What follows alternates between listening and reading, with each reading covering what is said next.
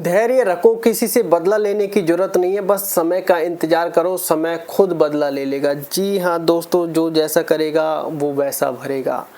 देखिए दोस्तों, वैसे तो सारी कहानियाँ लगभग प्रारब्ध से जुड़ी होती है, लेकिन वो कहते हैं कि आपकी इंटेंशन क्या है। क्या आप दूसरे के लिए गड्ढा खोदने जा रहे हैं, या आपने मन में अब विचार बना लिया है जैसा मन और वैसा हाथ से वो प्रक्रिया करने लग गए, आप दूसरों के लिए गड्ढा खोदने का इंतजाम करने लग गए, तो ये समझ लीजिए वो गड्ढा किसी आप दूसरे के लिए नहीं, स्वयं के लिए खोद रहे हैं। आज नहीं तो कल आपको उसमें गिरना पड़ेगा, ये निश्चित है, ये निश्चित है। ऐसे हमने बहुत सारे लोग देखे हैं जो एक सोचते यार इसका ये हो जाए, अब हम नाम नहीं ले सकते क्योंकि बहुत सारी चीज़ें जुड़ी हुई है, कि इसके साथ यार ये हो जाए। लगभग 10 से 15-20 दिन बाद वो उसके साथ ही होता था जो सोचता था। हम कहते यार ये क्या हुआ तेरे साथ, अरे यार ये मैंने उसके लिए सोचा था, वो बहुत सी पर बता देते थे लोग। अरे तो यार सोचना ही क्यों उसके बारे में। मेन चीज़ है कि आपकी इंटेंशन क्या है, ये भी एक कर्म है,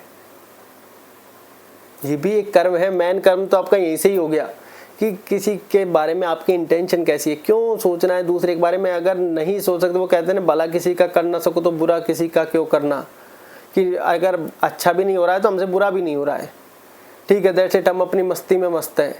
क्योंकि ऐसे बहुत सारे एग्जाम्पल्स हैं जिन्होंने हमेशा दूसरों के लिए गड्ढा खोदा है और वो खुद गड्ढे में गिरे हैं। क्योंकि जाकी रही भावना जैसी, प्रभु मूरत दे रहे वैसी, कि यूं ही थोड़ी कहा गया है। तो इन चीज़ों का आप ध्यान रखें, धैर्य रखें, किसी से बदला लेने की जरूरत नहीं है, बस धैर्य रखें। समय अपना काम स्वयं कर देगा, जो जैसा करेगा उसे वैसा ही फल मिलेगा। मेन चीज़ है इंटेंशन।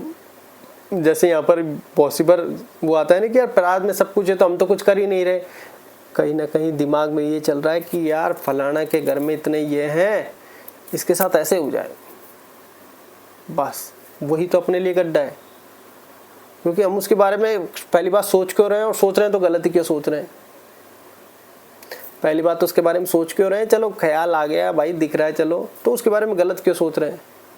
इससे अच्छा है कि जब गलत कोई थॉट विचार मन में आ गया है तो उसके बारे में 2 और अच्छे विचार मन में लाओ कि यार इसने इतनी तरक्की करी, ईश्वर और तरक्की करे, ये तो यार इसका इतना मंगल हो रहा और भी ज़्यादा मंगल हो, कि मंगल ही मंगल होता चले जाए। तो वो कहते हैं जाकी रही भावना जैसी, पता चला आपका मंगल कार्य सारे बनने लग गए हैं, वो तरक्की वो भी कर रहा है और आप भी तरक्की पर तरक्की कर रहे हैं। क्यों? क्योंकि जाकी रही भावना जैसी, प्रभु मूरत दे रहे वैसी, इनका बड़ा खेल है। धैर्य रखने के लिए क्यों कहा गया है कि जैसा कर्म वैसा फल, जैसा बोएगा वैसे काटेगा। तो ये नहीं है कि आप हाथ से ही सब कुछ कर रहे हैं, मन से भी तो चीज़ें हो रही हैं कहीं ना कहीं। कोई व्यक्ति परेशान है और आपको मन कर रहा है कि इसको और परेशान करके आऊँ, दैट्स इट, काम हो गया आपका। तो भावनाओं को भी बदलने का प्रयास कीजिए हर समय। अगर आपको लग रहा है कि कुछ हो भी गया है मानसिक क्रिया पर गलत, तो हो जाता है, थॉट्स हैं आते रहते हैं, लेकिन इंटेंशन आप हमेशा सही की रखिए, क्योंकि करने तो आप ही जाएंगे। मन में थॉट्स तो गलत आएंगे ही आएंगे, लेकिन आप अभी मन के आवेश में आकर गलत मत कर बैठना, ये बात आप ध्यान रखें। बाकी जो होना है वही हो रहा है, इसलिए मन को प्रसन्न रखें, किसी के बारे में सोचना ही नहीं है।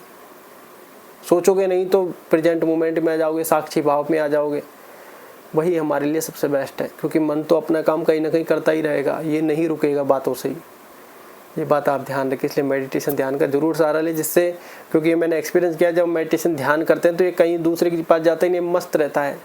टीवी भी चल रही है तो कोई इमोशन नहीं, बस टीवी देख रहे हैं, क्योंकि ऐसा हमने स्वयं ने फील किया है, इसलिए ही आपको बताते हैं ईश्वर की इच्छा से और कृपा से। ये बात आप ध्यान रखेंगे।